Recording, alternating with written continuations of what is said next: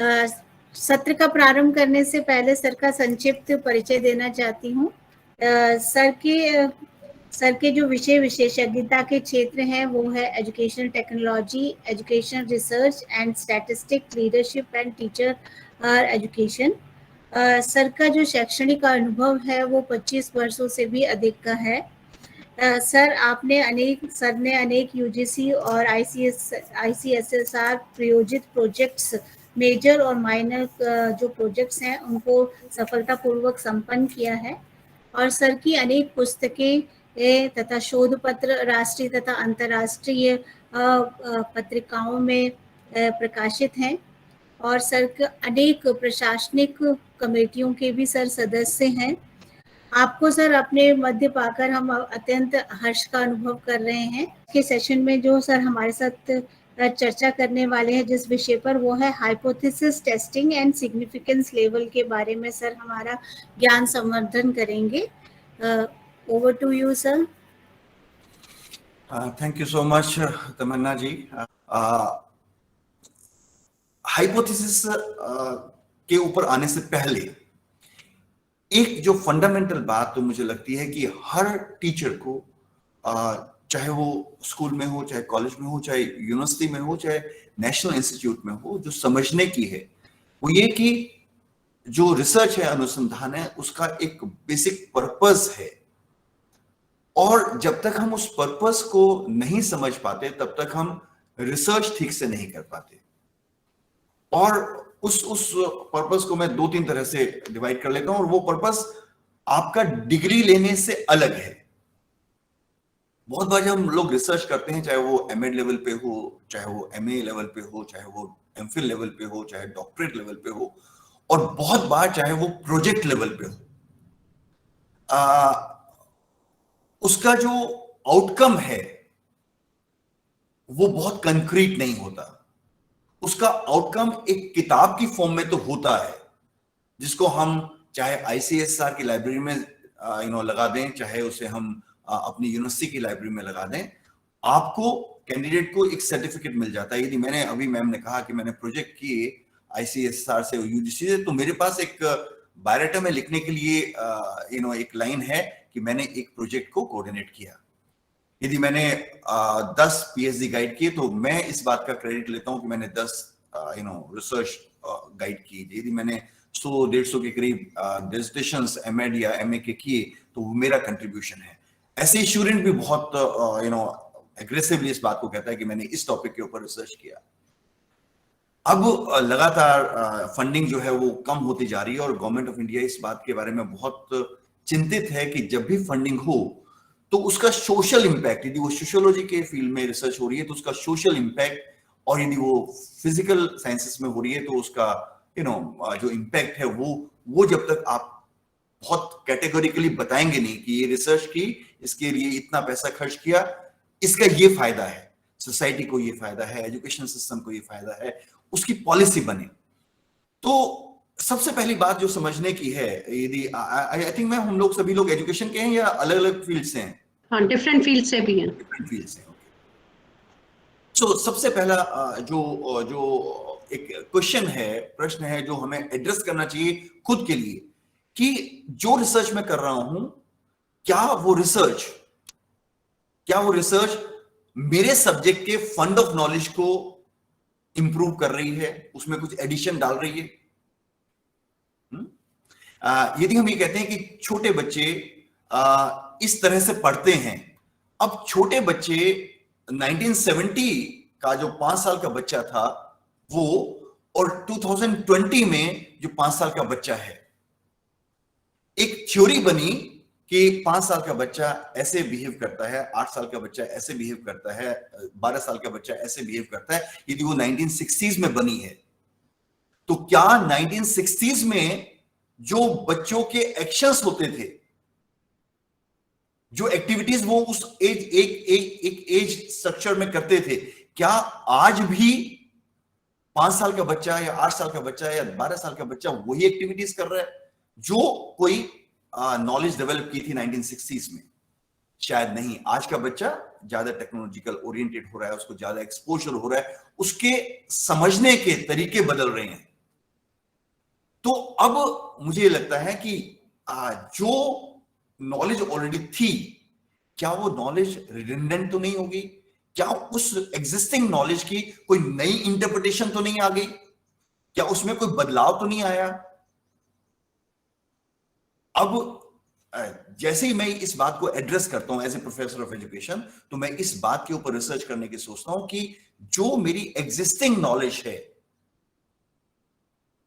एक तो उसका वैलिडेशन या उसका री इंटरप्रिटेशन की जरूरत तो नहीं है। यदि है तो वो एक वैलिड रीजन है मुझे रिसर्च करने का। अब यदि ऐसा है तो जब मुझे रिसर्च करनी है तो मुझे उस मॉडल या उस थ्योरी जिसमें मैं नई इंटरप्रिटेशन की बात कर रहा हूं, जब मैं टाइटल उसका डिजाइन कर रहा हूं तो उस टाइटल में उस बात का रेफरेंस मैं जरूर दूं। वो मेरे टाइटल को, मेरी प्रॉब्लम को बहुत स्पेसिफिक वे से डिफाइन करता है। पहली बात ये। दूसरी बात ये कि जो आज एग्जिस्ट कर रही है नॉलेज, जिसको हम वैलिड इंफॉर्मेशन या वैलिड नॉलेज मान रहे हैं और एक खास टाइम फ्रेम में वो है, उसमें हम बदलाव के बारे में ज्यादा बहुत सीरियसली नहीं सोच रहे, लेकिन जो है उससे एक स्टेप आगे। 2020 में जब कोविड आया तो कोविड तक हम लोग किस तरह से पढ़ा रहे थे, कोविड आने से पहले हम किस तरह से पढ़ा रहे थे, और कोविड आने के बाद अब हमारे पढ़ाने के तरीकों में क्या बदलाव होना चाहिए। यदि मैं इस बात को सोचता हूं तो ये एक अलग कॉन्टेक्स्ट देता है मुझे। अब अभी तक ये रिसर्च नहीं हुई थी, अभी तक हम मेथड्स ऑफ टीचिंग की बात कर रहे थे, पेडागोजी की बात कर रहे थे, लेकिन वो सारी की सारी बात जो थी वो in the context of offline teaching learning थी। अब एक नया एरिया, नई बात की जरूरत है कि जहां हम हाइब्रिड एजुकेशन की बात कर रहे हैं, जहां हम ऑनलाइन एजुकेशन की बात कर रहे हैं, जहां हम ब्लेंडेड लर्निंग की बात कर रहे हैं, अब उसको उस मोड में आने के लिए और ऐसे कौन से तरीके हैं जिनके थ्रू हम बहुत इफेक्टिवली बच्चों के साथ एंगेज कर सकते हैं। अब ये जैसे ही हम ये बात कहते हैं तो जो काम पहले हुआ था उससे एक स्टेप हम आगे जा रहे हैं। इसमें एक और बात हो सकती है कि पैंडेमिक से पहले भी ऑनलाइन के ऊपर एक्सपेरिमेंट्स हो रहे थे, पैंडेमिक से पहले भी स्वयं कोर्सेज डेवलप हो रहे थे, टोटल ऑनलाइन पे भी था, कुछ ऐसा भी था जहां हम ब्लेंड कर रहे थे। जो ऑलरेडी रिसर्चेस हुई थी, क्या उन रिसर्चेस में कुछ ऐसी बातें हैं जो अभी रिजॉल्व नहीं हुई थी? तो हम क्या करते हैं कि जो ऑलरेडी है उसमें गैप्स आइडेंटिफाई करने की कोशिश करते हैं, जो ऑलरेडी है उसका टर्मिनल पॉइंट क्या है वहां तक पहुंचने की कोशिश करते हैं, सो दैट हम उससे एक अगला स्टेप ले सकें। और जो ऑलरेडी था इन टर्म्स ऑफ मॉडल्स और थ्योरीज, उसकी री इंटरप्रिटेशन की बात करते हैं।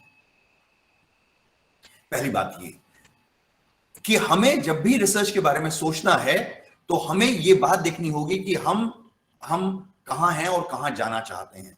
तो ये बेसिक अंडरस्टैंडिंग कि जब भी हम कोई रिसर्च करें तो उसका एक स्पेसिफिक पर्पस जरूर डिफाइन करें कि इस रिसर्च से ये फायदा होने वाला है, और वो इन terms of corpus of knowledge ये फंडामेंटल बात है, लेकिन इन टर्म्स ऑफ सोशल इंपैक्ट कि मेरी रिसर्च का सोसाइटी के बिहेवियर में कैसे सोसाइटी इंप्रूव हो, उसके ऊपर क्या इंपैक्ट पड़ रहा है।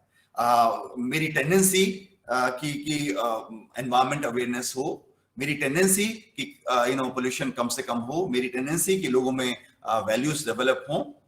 अब बहुत सारे ऐसे इश्यूज हैं जिनके बारे में हम सोच सकते हैं, लेकिन जब हम रिसर्च कर रहे हैं तो एक बात जो समझने की है वो ये कि हम जब भी कोई प्रॉब्लम को डिफाइन करें, वो उस प्रॉब्लम का डेफिनेशन इस कॉन्टेक्स्ट में होना चाहिए कि उसका सोशल एकेडमिक इंपैक्ट क्या होने वाला है, पहली बात। दूसरी बात, जब हम ये बात आइडेंटिफाई कर लेते हैं कि ऑलरेडी हमारे पास क्या है, जैसे अभी हमने कहा कि 3 एरियाज हैं। एक एरिया ये कि जहां कोई नई बात है तो वहां हमें एक्सपेरिमेंट करने की जरूरत है, लेकिन उस नई बात में रिसर्च क्वेश्चन क्या है, हम उसमें से हम उसमें से करना क्या चाहते हैं, किस बात को एड्रेस करना चाहते हैं। यदि मैं कहूं कि मेरा रिसर्च एरिया ये है कि मुझे ये देखना है कि ऑनलाइन में बच्चों को इंटरेस्टेड या मोटिवेटेड कैसे बनाया जाए, ऑनलाइन एजुकेशन में ऐसी कौन सी पैडागोजीज हैं जो बच्चों को ज्यादा मोटिवेटेड करती हैं। और मेरे पास 2-3 पैडागोजीज हैं, 2-3 अलग अलग मॉडल्स हैं जो ऑनलाइन और ऑफलाइन में चल सकते हैं, जो ब्लेंडेड में चल सकते हैं, जो सिर्फ ऑनलाइन में चल सकते हैं, जो सिर्फ ऑफलाइन। अब मेरे पास वो स्ट्रक्चर थ्योरेटिकल ऑलरेडी है।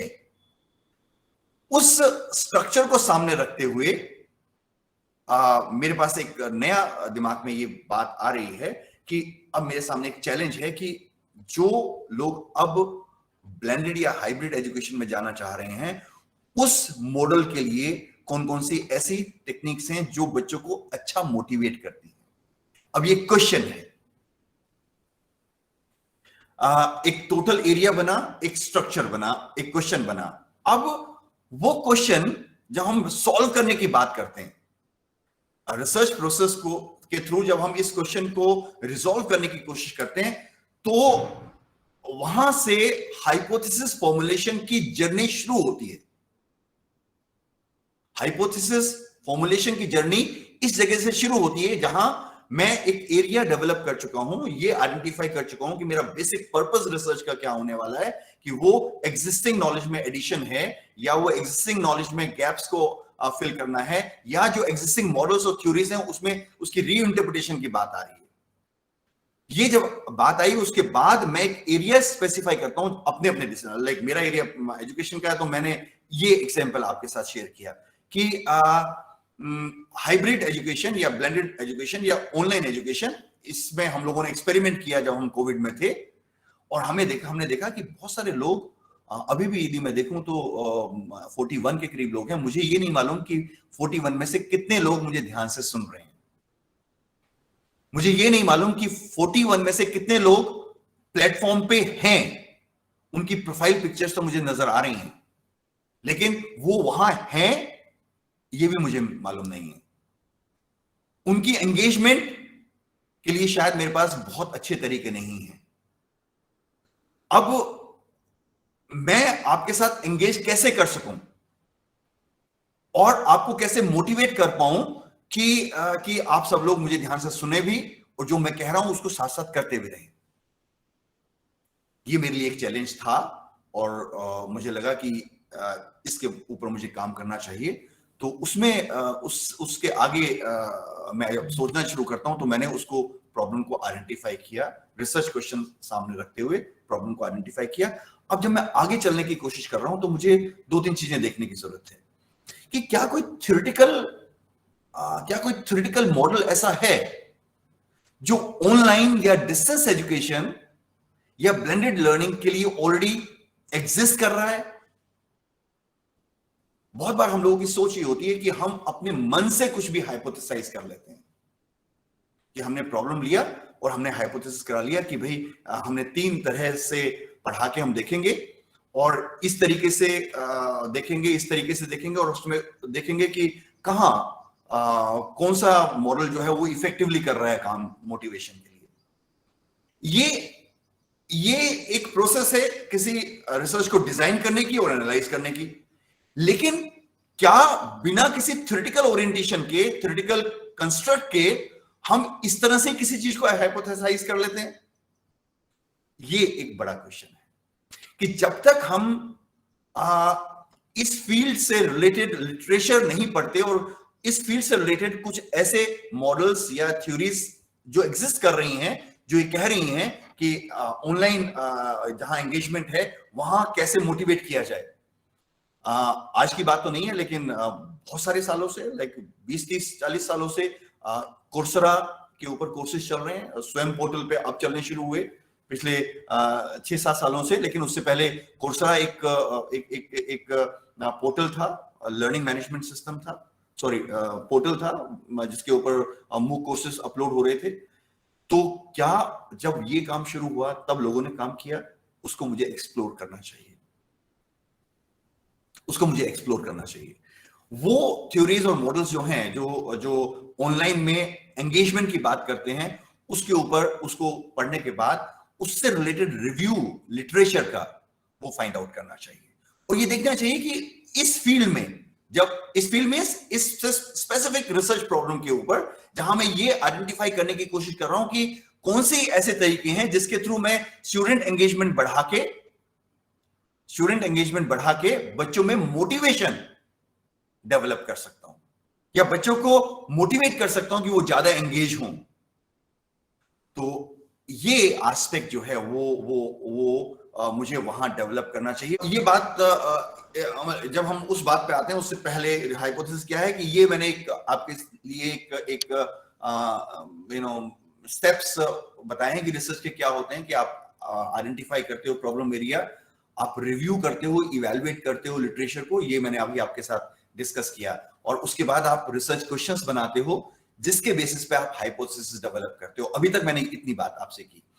उसके बाद के स्टेप्स ये और हैं रिसर्च को कंप्लीट करने के लिए, उसके ऊपर मैं बात अभी नहीं करूंगा। सो जो स्टेप यहां 6th है, यहां मैं आपसे ये कह रहा हूं कि जब हम हाइपोथेसिस फॉर्मुलेट करते हैं, उससे पहले मुझे रिव्यू करना है, इवैल्यूएट करना है। जब मैं रिव्यू और इवैल्यूएट की बात कर रहा हूं, तो मैं ये कह रहा हूं कि आप थ्योरीज और मॉडल्स का भी रिव्यू कीजिए, आप इंडिविजुअल रिसर्चेस का भी रिव्यू कीजिए, और थ्योरीज को भी इवैल्यूएट कीजिए, और जो आपका लिटरेचर है उसको भी इवैल्यूएट कीजिए। जब मैं इवैल्यूएशन की बात कर रहा हूं, तो मैं ये पुट अप करने की कोशिश कर रहा हूं कि जब आपने थ्योरीज ली, तो क्या वो थ्योरीज आज के पर्यावरण में वैलिड है या उसकी री इंटरप्रिटेशन की जरूरत है, इस बात को मैं इवैल्यूएशन कह रहा हूं।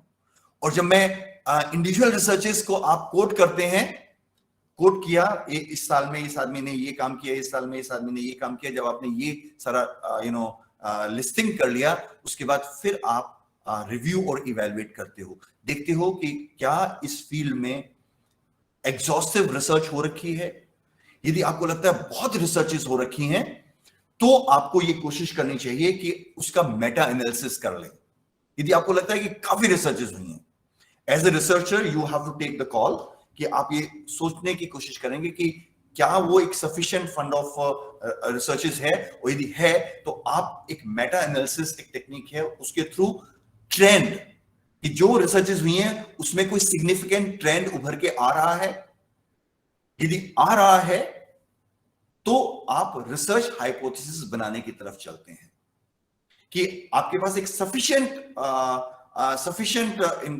लिटरेचर है जहां आप ये कह सकते हो कि ये चीज इस तरह से होने के चांसेस ज्यादा हैं। लेकिन जहां आपको कंफ्यूजिंग लिटरेचर मिल रहा है, कंफ्यूजिंग, कुछ लोग कह रहे हैं कि ऐसा होगा, कुछ लोग कहते हैं ऐसा, कहते हैं कुछ लोग कहते हैं कि ये टेक्निक्स अच्छी हैं, कुछ लोग कहते हैं ये टेक्निक्स अच्छी नहीं है, कोई दूसरी टेक्निक्स अच्छी हैं, तो वहां आप कंफ्यूज्ड लिटरेचर एक्सपीरियंस कर रहे हैं। वहां आप कुछ इस तरह के हाइपोथेसिस लीजिए जहां आप नल हाइपोथेसिस, लाइक जहां कोई आप कोई डायरेक्शन लेके नहीं चल रहे हैं, आप कुछ सोच के नहीं ले रहे। सो जब एक टेंटेटिव सॉल्यूशन की तरफ आप जा रहे हैं कि ऐसा हो सकता है या ऐसा नहीं हो सकता, जो ये डायरेक्शन है, और ये डायरेक्शन बिना किसी एनालिसिस के जब आप देते हो, तो वो अच्छे हाइपोथेसिस या अच्छी रिसर्च आप कैरी आउट नहीं करते। लेकिन जब आप सोच समझ के लिटरेचर को रिव्यू करने के बाद फिर हाइपोथेसिस डेवलप करते हो, और हाइपोथेसिस डेवलप करना सिर्फ यही नहीं कि आपने एक स्टेटमेंट बना दिया, डिक्लेरेटिव स्टेटमेंट बना दिया कि ऐसा होगा। हम ये कहते हैं कि जब हम कोलैबोरेटिव टेक्निक्स ऑनलाइन यूज करते हैं या हम सिंक्रोनस कम्युनिकेशन यूज करते हैं, तो बच्चों की एंगेजमेंट ज्यादा होती है। ये एक तरह का हाइपोथेसिस है। दूसरी तरह का हाइपोथेसिस ये हो सकता है कि कोऑपरेटिव लर्निंग स्ट्रेटजीज या सिंक्रोनस कम्युनिकेशन जो है, उससे बच्चों के एंगेजमेंट पर कोई फर्क नहीं पड़ता। अब ये मैं दो अलग अलग तरह के हाइपोथेसिस बना रहा हूं। मतलब what I am doing is कि डेटा कलेक्शन करने से पहले जब आप कुछ लाइन ऑफ एक्शन डिसाइड करते हैं अपनी रिसर्च की, on the basis of theoretical orientation and research review, वो डिक्लेरेटिव स्टेटमेंट जो आपको सारे रिसर्च के टाइम में आपको एक डायरेक्शन देती है, वो उस डिक्लेरेटिव स्टेटमेंट को हम हाइपोथेसिस कहते हैं। जब आप इन हाइपोथेसिस की कुछ डेफिनेशंस को पढ़ेंगे, इन हाइपोथेसिस की कुछ डेफिनेशंस को पढ़ेंगे तो आप देखेंगे कि जो बात मैं कह रहा था मोरलेस वही बातें आपके आपके सामने ये in the form of some definitions आ रही है, जिसमें एक ये कह रही है is the formal statement of tentative और एक्सपेक्टेड प्रेडिक्शन और explanation of the relationship between two और more variables in a specified population. तो जो रिसर्च में इंपॉर्टेंट बात है, इसमें इसमें अलग अलग वेरिएबल्स के रिलेशनशिप के बेसिस के ऊपर आप कहीं ना कहीं कोई स्टेटमेंट देते हैं इन द फॉर्म ऑफ हाइपोथेसिस। जब आपने रिसर्च क्वेश्चन बनाया तो रिसर्च क्वेश्चन जैसे मैंने कहा कि क्या कोई ऐसी इफेक्टिव टेक्निक्स हैं जो बच्चे के स्टूडेंट के एंगेजमेंट को अफेक्ट करती हैं या जो स्टूडेंट को मोटिवेट करने में हेल्प करती हैं। अब इसमें दो बातें हैं, इसमें दो बातें ध्यान से यदि आप इस रिसर्च क्वेश्चन को सुने तो इसमें दो बातें सामने आ रही हैं। एक ये कि क्या कोई ऐसी टेक्निक्स हैं या कोई ऐसी पेडागोजीज हैं जो अफेक्ट करती हैं किस बात को, कि बच्चे स्टूडेंट एंगेजमेंट के लिए मोटिवेटेड हों। अब इसमें दो वेरिएबल्स हम ले रहे हैं। ये स्टेटमेंट को यदि हम हाइपोथेसिस की फॉर्म में कन्वर्ट करना चाहेंगे तो हम एक ऐसी स्टेटमेंट बनाएंगे जहां दो वेरिएबल्स जो मैंने रिसर्च क्वेश्चन में यूज किए वो दो वेरिएबल्स के बारे में intended direction of their relationship वो पता चले कि एक पेडागोजी पढ़ाने का तरीका ऑनलाइन सिस्टम में, ये क्या हुआ, ये ट्रीटमेंट है। ये क्या है, ये क्या है, ट्रीटमेंट है। इंडिपेंडेंट वेरिएबल है क्योंकि ये अफेक्ट कर रहा है, ये अफेक्ट कर रहा है। और किसको अफेक्ट करने की बात कर रहे हैं हम, कि बच्चों का जो स्टूडेंट्स हैं वो कितने मोटिवेटेड हैं to engage themselves into the interaction. अब दो वेरिएबल्स, एक डिपेंडेंट वेरिएबल है। डिपेंडेंट वेरिएबल क्या, कि वो कितना मोटिवेट होते हैं, किस बात से मोटिवेट होंगे, किस तरह की टेक्निक हम यूज करेंगे। तो जो टेक्निक्स हैं वो क्या है, इंडिपेंडेंट वेरिएबल। और डिपेंडेंट वेरिएबल क्या हुआ, उनका मोटिवेशन। तो जब हम इन दो वेरिएबल्स के रिलेशनशिप के ऊपर कोई डिक्लेरेटिव फॉर्मल स्टेटमेंट बनाते हैं जो एक एक्सपेक्टेड प्रेडिक्शन दे रहा है कि ये टेक्निक इस तरीके से मोटिवेशन को अफेक्ट करेगा या ये दोनों टेक्निक्स मोटिवेशन के लिए एक ही तरह से अफेक्ट करेंगे।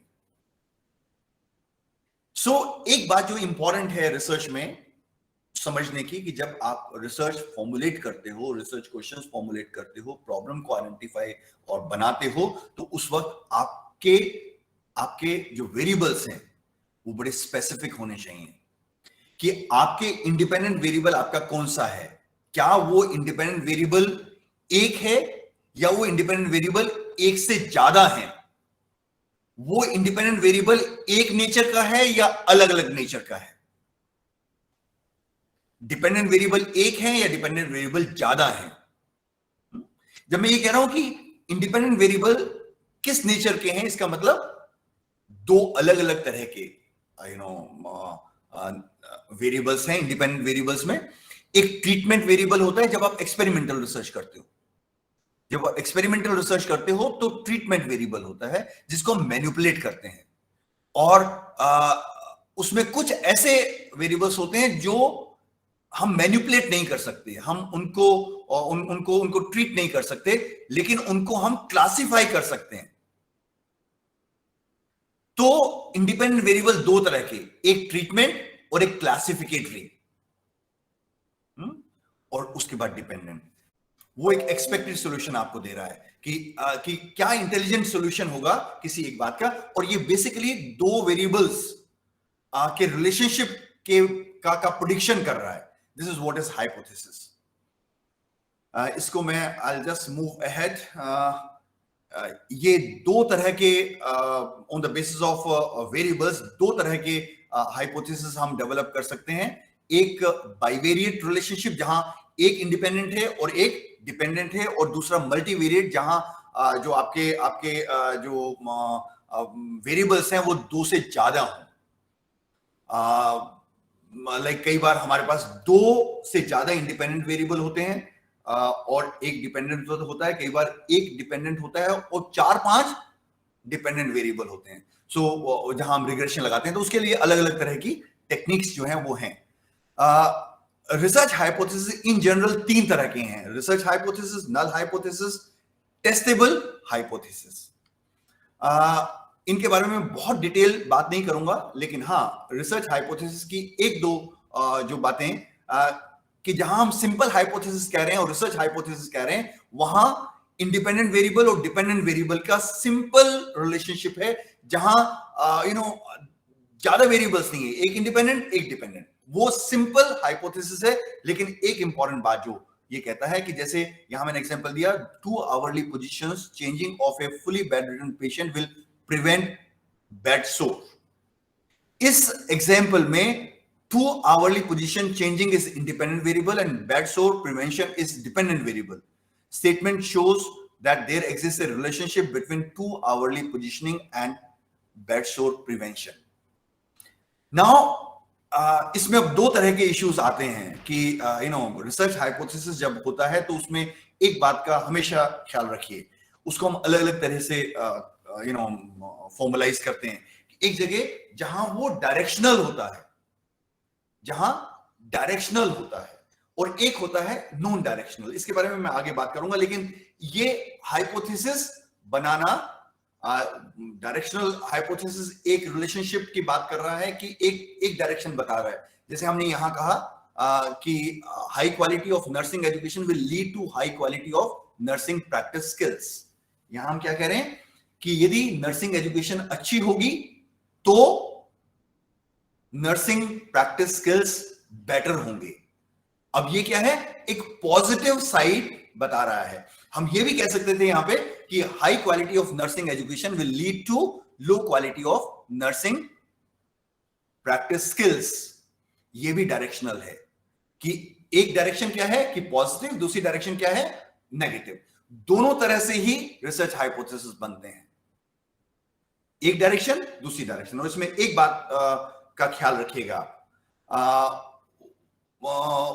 वो ये कि जब भी आप हाइपोथेसिस बना रहे हैं तो डायरेक्शनल बना रहे हैं या नॉन डायरेक्शनल बना रहे हैं, इसकी टेस्टिंग इस बात पे डिपेंड करती है कि आपका रिसर्च रिव्यू और थ्योरेटिकल ओरिएंटेशन कैसा है। यदि आप बिना कुछ सोचे समझे डायरेक्शनल या नॉन डायरेक्शनल बना देंगे तो रिसर्च मिसलीडिंग होगी। सो जब आप डायरेक्शनल बना रहे हैं तो जो एनालिसिस है वो आपका एक तरफ का होगा। लाइक जैसे जब हम टेस्ट करते हैं किसी भी हाइपोथेसिस को, तो एक एनपीसी है, एनपीसी है जिसमें हम ये कहते हैं कि ये एरिया ऑफ एक्सेप्टेंस है। लाइक जैसे जब भी किसी रिसर्च हाइपोथेसिस को या नल हाइपोथेसिस को हम रिजेक्ट या एक्सेप्ट करते हैं, उस सिचुएशन में हम ये देखते हैं कि किस सिचुएशन में हमें उसे रिजेक्ट करना है और किस सिचुएशन में उसे हमने रिजेक्ट नहीं करना है। इसके बारे में मैं थोड़ा सा आगे चलूंगा, लेकिन एक बात जो यहां आपके लिए समझने की है कि जब भी आप रिसर्च हाइपोथेसिस डायरेक्शनल बना रहे हैं तो आपके पास एक तरफ का जो एनपीसी है, लाइक हम ये कहते हैं कि हमने एक मेथड से पढ़ाया, इसका बेनिफिट ये होगा। इसका मतलब हम ये सोच नहीं रहे हैं कि उसका कोई नुकसान भी होगा, तो नुकसान होने की पॉसिबिलिटी ही नहीं है, सिर्फ फायदा होने की पॉसिबिलिटी है, सिर्फ फायदा होने की पॉसिबिलिटी है। अब जब भी हम रिसर्च करेंगे, जब भी हम रिसर्च करते हैं, हाइपोथेसिस बनाते हैं, तो हमारे लिए सबसे इंपॉर्टेंट बात क्या होती है कि हमारी बायस, मतलब जब मैं एज ए रिसर्चर कोई हाइपोथेसिस बना रहा हूं तो मेरी बायस उसमें नहीं होनी चाहिए।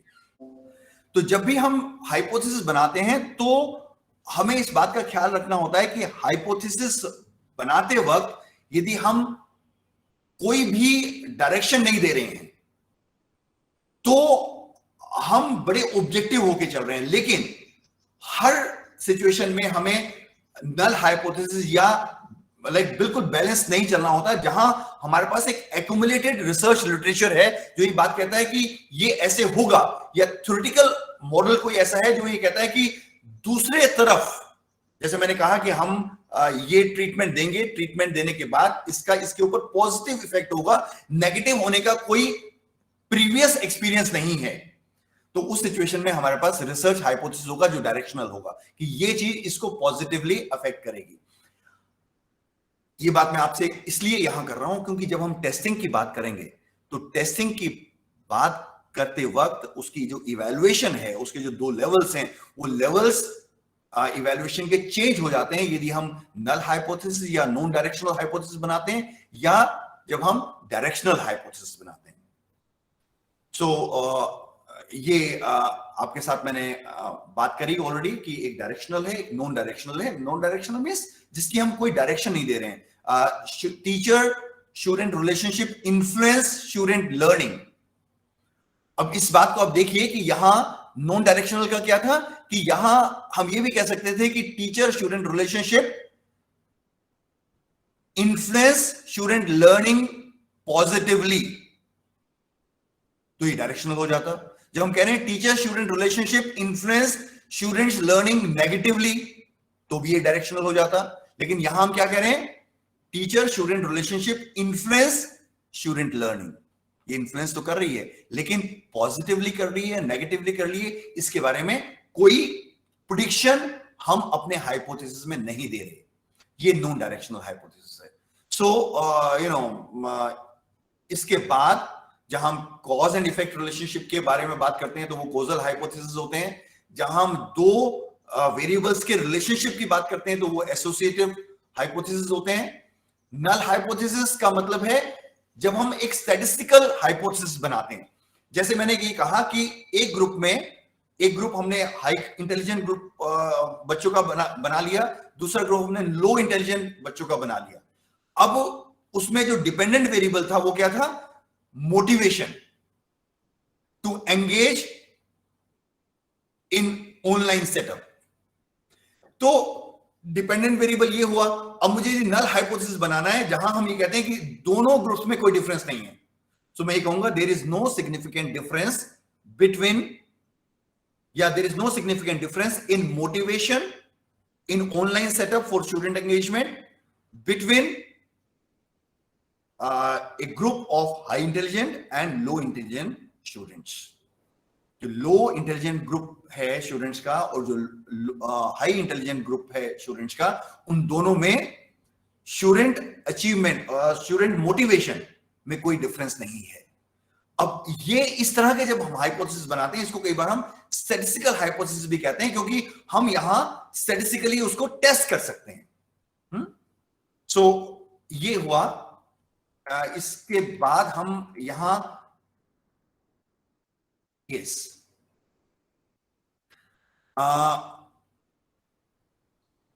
एक बात जो आपके समझने की है, यहां तक आपने फॉर्मुलेशन हाइपोथेसिस क्या है, नल हाइपोथेसिस है जहां हम स्टैटिस्टिकली उसको इवैल्यूएट करने की कोशिश कर रहे हैं। रिसर्च हाइपोथेसिस है जहां हम डायरेक्शन और नॉन डायरेक्शन की बात कर रहे हैं। कई बार उसको हम ऑल्टरनेटिव, जब हम नल हाइपोथेसिस बना रहे हैं तो उसके साथ उसको कई बार हम ऑल्टरनेटिव हाइपोथेसिस का नाम भी दे देते हैं। लेकिन इसमें एक बात समझने की है, जब हम हाइपोथेसिस के टेस्टिंग की बात कर रहे हैं, मैं आप लोगों के साथ फिर जुड़ जाता हूं।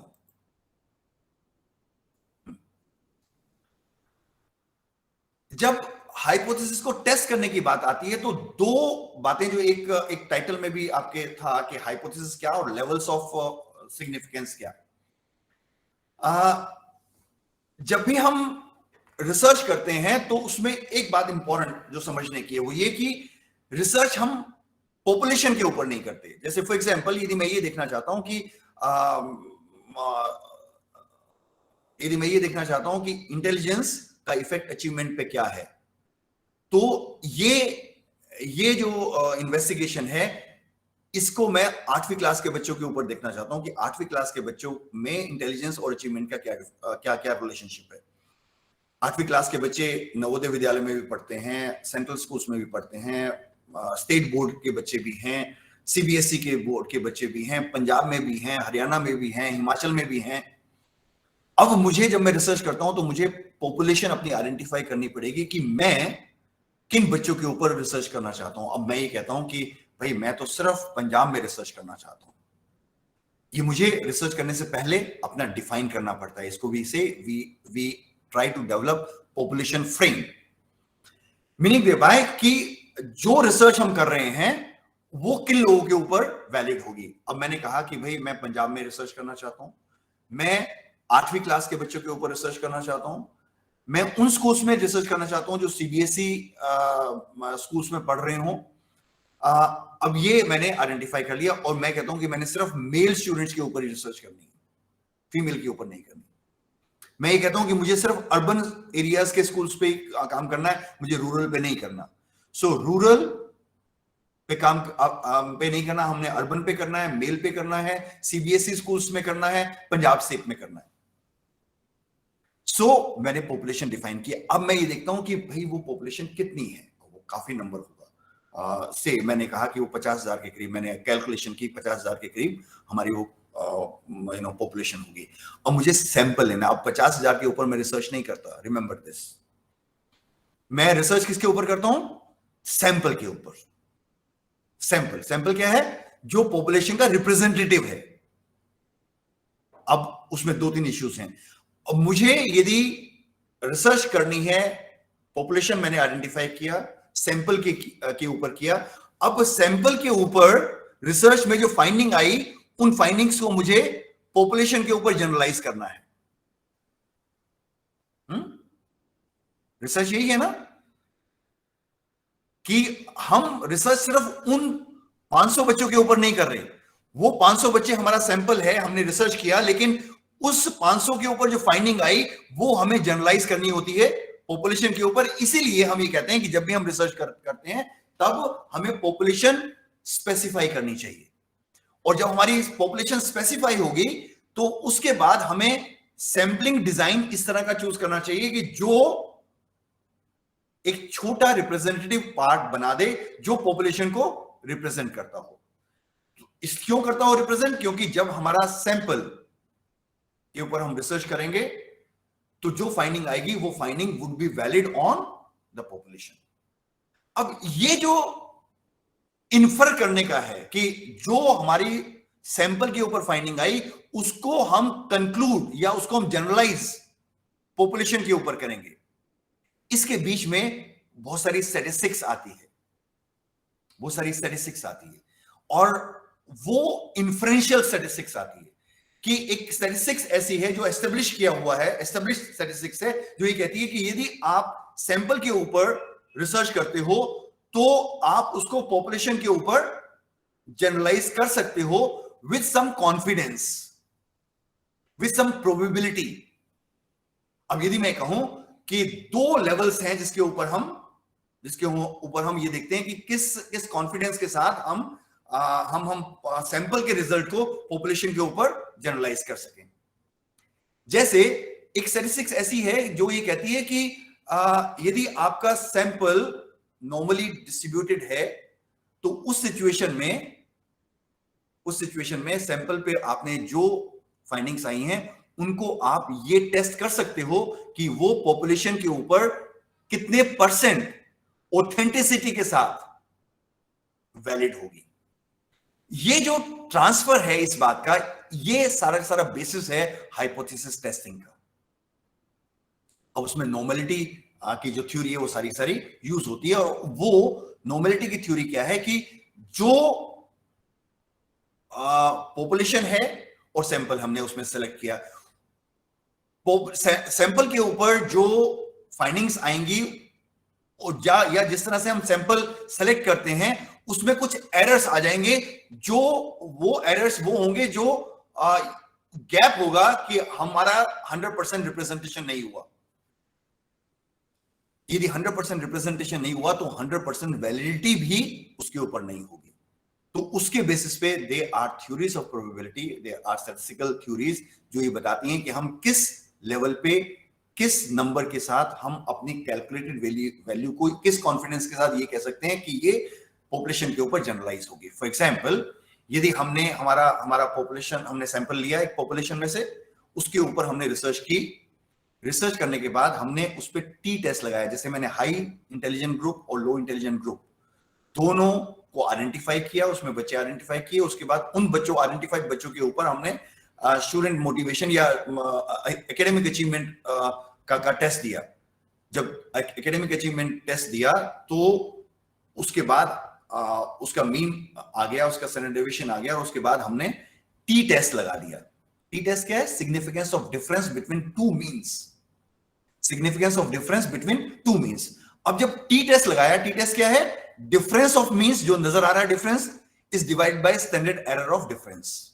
अब ये जो स्टैंडर्ड एरर ऑफ डिफरेंस है, ये बेसिकली पॉपुलेशन और सैंपल में जो सैंपलिंग और स्टैटिस्टिकल एरर्स हैं उसकी कैलकुलेशन है। तो जो डिफरेंस नजर आ रहा है उस डिफरेंस को हम एरर के साथ जब डिवाइड करते हैं तो हमारे पास एक वैल्यू आ जाती है। उस वैल्यू को हम, एक टेबल वैल्यू है नॉर्मल प्रोबेबिलिटी की जिसमें जेड टेबल, जेड वैल्यूज जिसमें दी होती हैं। आप ये कैलकुलेशन करते हैं कि d is divide by standard error of difference. तो ये डिफरेंस जो है स्टैटिस्टिकली क्या है कि जो पॉपुलेशन, यदि हम पॉपुलेशन के ऊपर रिसर्च करते और जो हम अब सैंपल के ऊपर कर रहे हैं तो उसमें जो एरर आ रहा है, राइट, उसको वो कैलकुलेट कर देता है। There is a statistical formula for that. और उसके बाद जब आप स्टैटिस्टिकल नॉर्मल प्रोबेबिलिटी की टेबल पे जाते हो तो वहां आपको कुछ वैल्यूज पता चलती हैं, और उसमें दो लेवल्स हैं। दो लेवल्स क्या हैं? अलग अलग लेवल्स हैं, लाइक उस पे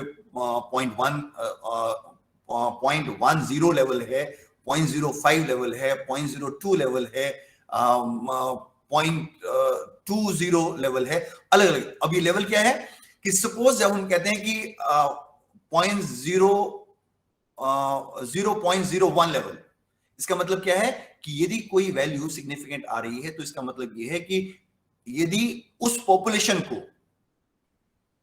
जिस पॉपुलेशन में से हमने एक सैंपल लिया, उस पॉपुलेशन को यदि हम 100 बराबर हिस्सों में डिवाइड कर दें और हर 100 ग्रुप्स में, हर 100 ग्रुप्स में हमने ये रिसर्च की, तो यहां पे हमने एक सैंपल के ऊपर रिसर्च की जो पॉपुलेशन में से आया। अब मैं ये कह रहा हूं कि उस पॉपुलेशन को 100 हिस्सों में डिवाइड किया और हर 100 के ऊपर अलग अलग रिसर्च की, तो 99 टाइम्स रिजल्ट वही आएगा जो पहले वाले में आया था, यदि वो वैल्यू सिग्निफिकेंट है 0.01 लेवल पे। तो इसका मतलब क्या है कि यदि कोई, अब आप स्टैटिस्टिक्स की आप स्ट्रेंथ देखिए कि हमने हाइपोथेसिस बनाया, टेस्टेबल हाइपोथेसिस बनाया, उसके बाद हमने जब उस हाइपोथेसिस को टेस्ट किया, हमने एक स्टैटिस्टिक्स यूज की उस हाइपोथेसिस को टेस्ट करने के लिए। वो जो स्टैटिस्टिक्स थी से सिग्निफिकेंस ऑफ डिफरेंस थी, वो एनालिसिस ऑफ वेरिएंस भी हो सकता है, वो रिग्रेशन भी हो सकता है, वो यदि नॉर्मल डिस्ट्रीब्यूशन नहीं है, पर्पसिव एरिया है या छोटा सैंपल है तो उसमें नॉन पैरामीट्रिक स्टैटिस्टिक्स भी लग सकती है, वो एक अलग बात है। लेकिन जब हम वो वैल्यू आ गई और उसको हम इवैल्यूएट करते हैं against a normal probability curve, तो नॉर्मल प्रोबेबिलिटी कर्व की जो वैल्यूज हैं they are in terms of Z values, उसकी एक टेबल है। अब उसमें हमारे सामने दो चीजें हैं, एक डिग्री ऑफ फ्रीडम है और एक एक्सेप्टेड लेवल्स ऑफ एक्सेप्टेंस और रिजेक्शन है।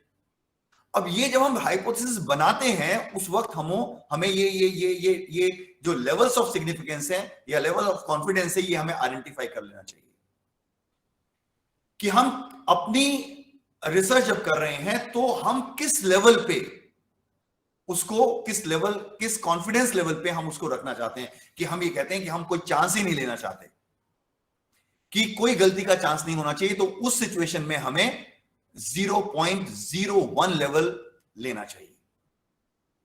और जब हमें लगता है कि नहीं, हमारी रिसर्च कितनी कोई बहुत ज्यादा फंडामेंटल नहीं है, बहुत ह्यूमन लॉस नहीं हो सकता। सपोज यदि आप कोई टेस्टिंग कर रहे हैं एयरक्राफ्ट की, तो एयरक्राफ्ट की टेस्टिंग में हम error, acceptable level of error 0% रखते हैं।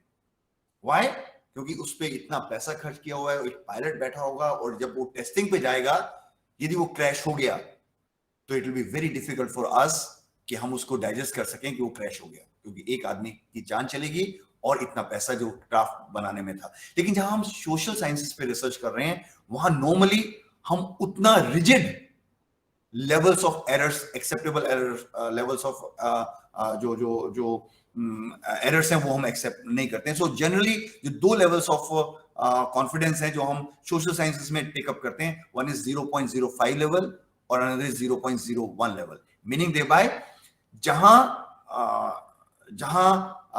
जो रेट ऑफ एरर है वो 1% है, जहां 0.01 कह रहे हैं, और जहां हम 0.05 लेवल ऑफ कॉन्फिडेंस की बात कर रहे हैं, वो लेवल ऑफ एरर जो है वो 5% है। मींस यदि हमने टोटल पॉपुलेशन को 100 हिस्सों में डिवाइड किया और हर हिस्से पे हमने रिसर्च की, तो हम देखेंगे कि हमारा जो एक्चुअल जो हमने जो स्टैटिस्टिक्स से देखा था, उसमें हमें कोई वैल्यू सिग्निफिकेंट आई थी 0.05 लेवल पे। तो उसका मतलब हुआ कि 5 बार, 100 बार यदि आप रिसर्च करोगे, 100 हिस्सों पे रिसर्च करोगे, तो 5 बार ऐसा हो सकता है कि आपका रिजल्ट सिग्निफिकेंट ना आए, ऐसी पॉसिबिलिटी हो सकती है। 95 टाइम्स डेफिनेटली आपका रिजल्ट वही आएगा। अब आप देखिए स्टैटिस्टिक्स की स्ट्रेंथ क्या है कि आपने 100 हिस्सों के ऊपर रिसर्च नहीं किया, आपने सिर्फ एक हिस्से के ऊपर रिसर्च की, उसके ऊपर एनालिसिस किया, एनालिसिस करने के बाद आपने उसको कंपेयर किया अगेंस्ट लेवल्स ऑफ सिग्निफिकेंस। यदि आपकी जो टेबुलेटेड वैल्यू है वो ज्यादा आई than the table value at 0.01 level of confidence, इसका मतलब क्या हुआ कि 100 में से 99 टाइम्स आपकी वैल्यू सिग्निफिकेंट आने वाली है। एक बार ये पॉसिबिलिटी है कि वो उससे डिफरेंट हो। इसके बारे में यदि कोई डाउट है तो आप लोग मेरे साथ शेयर कीजिए, बिकॉज ये एक थ्योरेटिकल अंडरस्टैंडिंग है टेस्टिंग ऑफ हाइपोथेसिस की। हाइपोथेसिस टेस्टिंग इस बात पे डिपेंड करती है कि आप किस तरीके से हाइपोथेसिस को टेस्ट करेंगे, कि आपका जो सैंपल है वो नॉर्मली डिस्ट्रीब्यूटेड है या वो किसी खास पर्पस से बड़ा सैंपल है या बहुत छोटा सैंपल है। यदि छोटा सैंपल होगा तो आप नॉन पैरामीट्रिक टेस्ट लेंगे, यदि बहुत ज्यादा बड़ा होगा तो आप पैरामीट्रिक टेस्ट अप्लाई करेंगे हाइपोथेसिस को टेस्ट करने के लिए। इसी तरह से यदि आप, और इसमें बड़ी इंटरेस्टिंग बात है, नॉर्मल डिस्ट्रीब्यूशन और साइज ऑफ सैंपल ये आपस में रिलेटेड है। यदि जितना ज्यादा आप सैंपल रखोगे उतना ज्यादा उसके चांसेस हैं नॉर्मली डिस्ट्रीब्यूट होने के। कई बार हम बहुत छोटा, मतलब हमारी रिसर्च जो क्वेश्चन है या रिसर्च एरिया जो है वो इस तरह का है, जैसे यदि हम कहें कि हम सिर्फ उन बच्चों पे काम करना चाहते हैं जो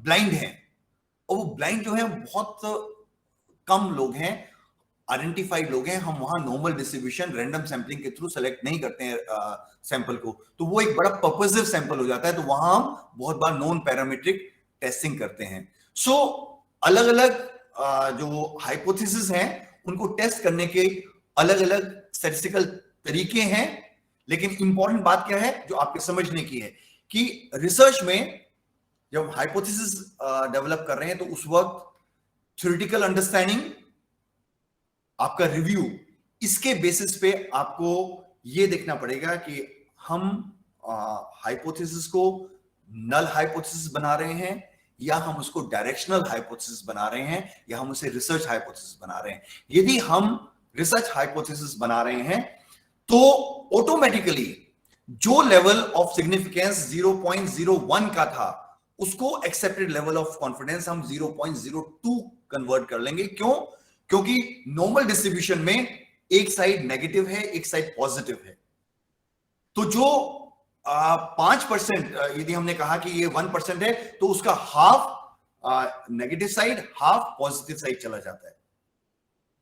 लेकिन यदि हम वन टेल टेस्ट लेते हैं या हमारा सिर्फ इंटरेस्ट एक तरफ की डायरेक्शन पे है, तो जब हम 5% कहते हैं तो 5 का 5 एक तरफ आ जाता है। So in that situation, level of confidence would change, and that is why we always say कि जब भी आप null hypothesis लेते हो, you go for two-tail test, and when you are going for research hypothesis, you are going for one-tail test. accordingly your levels of significance in social sciences also change, जिसके against आप z value को check करते हो, आपकी tabulated value को check करते हो to reject और to accept the hypothesis.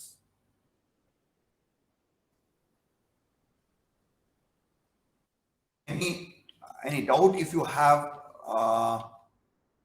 with respect to what I have spoken, जो अगेन टेस्टिंग के साथ जुड़ी हुई है. जब आप लेवल ऑफ कॉन्फिडेंस डिसाइड करते हो, जैसे मैंने कहा कि 0.01 लेवल या 0.05 level in case of two tail test, and in case of one tail test the same levels of confidence change to 0.02 level and 0.10 level. ये दो एस्पेक्ट जो आपको समझने की जरूरत है कि जहां आप टू टेल टेस्ट यूज कर रहे हो, जहां आप नल हाइपोथेसिस यूज कर रहे हो, you are using two tail test, वहां 0.01 लेवल और 0.05 level confidence are to work in social sciences. और जहां आप वन टेल टेस्ट यूज कर रहे हो, वहां the same levels of confidence would change into 0.02 and 0.10 level of confidence, right? Number one. Number two, अब इसका रिलेशनशिप क्या है, लाइक किस लेवल ऑफ कॉन्फिडेंस को हमें सेट करना चाहिए. और नॉर्मली हम करते क्या है कि जो रिसर्चेस सोशल साइंसेस में हो रही हैं, हम सिंपली उसकी इंटरप्रिटेशन कर देते हैं कि कौन सी वैल्यू 0.0 लेवल 0.01 लेवल पे सिग्निफिकेंट है और कौन सी 0.05 लेवल पे सिग्निफिकेंट है. That doesn't serve the purpose. Purpose ये है कि नेचर ऑफ रिसर्च क्वेश्चन जो मेरा था, उस नेचर ऑफ रिसर्च क्वेश्चन में किस लेवल पे मुझे सिग्निफिकेंस लेवल या कॉन्फिडेंस लेवल सेट करने हैं, और वो मुझे वहीं सेट कर देने चाहिए शुरू में. रीजन क्या है कि जब हम कोई हाइपोथेसिस, यदि कोई नल हाइपोथेसिस सच्चा है, इफ इट इज ट्रू, एक मिनट, यस, इस को और इसको यदि आप थोड़ा सा कंपेयर करेंगे, इस स्लाइड को और इस स्लाइड को, यू विल फाइंड. पहले मैं इसको एक्सप्लेन करता हूं. यदि हमने हाइपोथेसिस बनाया और हमने कहा कि इन दो चीजों में कोई डिफरेंस नहीं है, इन दो ग्रुप्स में इस डिपेंडेंट वेरिएबल के ऊपर कोई डिफरेंस नहीं है. यदि हमने ये कहा कि yes this is true means दोनों में डिफरेंस नहीं है, और यहां हमने रिजेक्ट कर दिया उसको, वो था ट्रू लेकिन रिजेक्ट कर दिया, तो ये पहला एरर आ गया.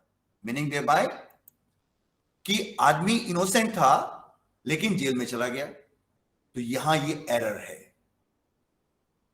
यहां वो हाइपोथेसिस ट्रू था, लाइक हाइपोथेसिस वाज रॉन्ग, और हमने रिजेक्ट कर दिया, इट मींस ये करेक्ट डिसीजन था हमारा. So if you see here, वो गिल्टी था और उसको कन्विक्ट कर दिया हमने. गिल्टी था, कन्विक्ट कर दिया, this is a correct decision.